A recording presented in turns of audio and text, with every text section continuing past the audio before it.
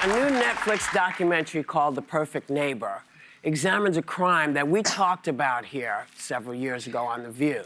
We spoke with the mother and son of Ajike Owens, who was shot and killed by a neighbor with a history of harassing neighborhood kids.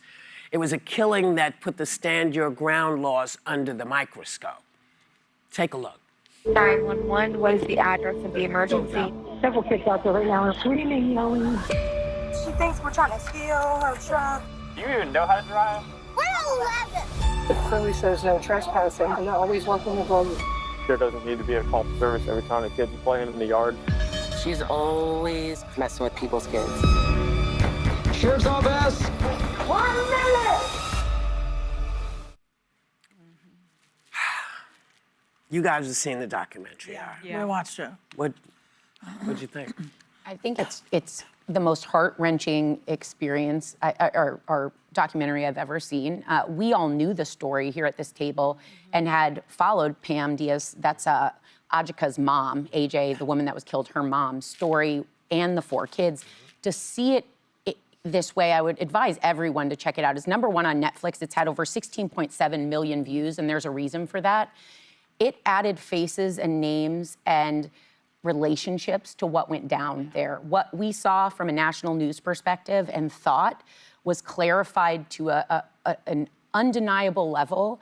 And to see this vile, awful human being, and I say that carefully, this woman was a vile, awful, racist human being that literally had so much hate in her heart that you get it in small doses from the perspective of law enforcement. So this isn't a he said, she said. And it also was beautiful, real quickly, sorry, Sunny, to see the law enforcement's relationship with this neighborhood and these children. It's not what you think it's gonna be, and it is so powerful. You have to see it. It's very scary to see that some places like Florida have what they call this stand your ground, and that the woman has a gun that she shoots through a metal door. And she was researching stand your ground laws before committing the crime. She already knew that she might get away with it, but I won't give you the end. Well, that was a big part of Trayvon Martin's murder, the stand your ground law. You know, what I found really heart-wrenching is that there was Black mother whose kids were constantly targeted by this white woman, because this was a racial bias crime.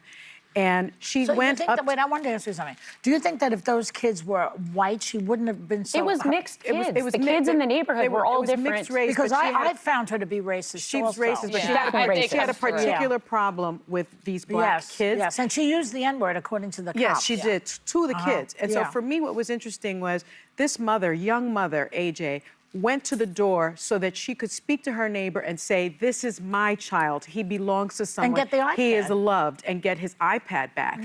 And she shot her through the door in front of her son.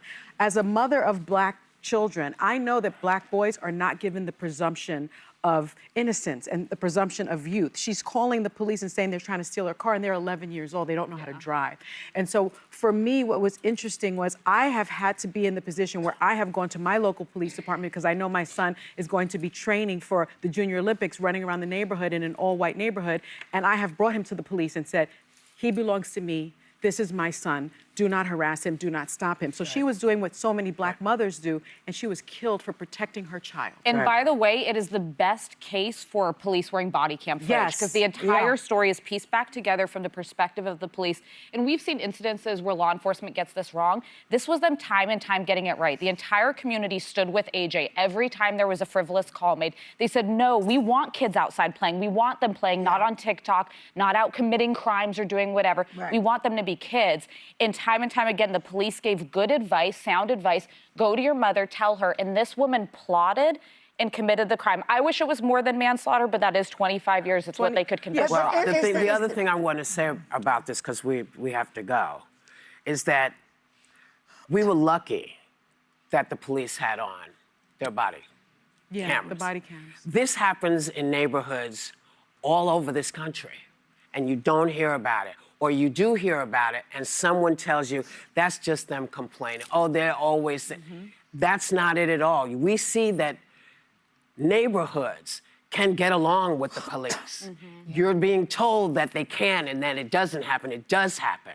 If you haven't seen this, If you haven't seen this, it doesn't matter what color you are. This could be your child. Yes. It doesn't matter. You need to see this. And remember, when people are telling you this is what's happening, listen to them. There's a complaint being made that people ignore and think, oh, that's just, how black people are. They're always... This is beyond black people. This is into some horrible stuff that we have opened the door to.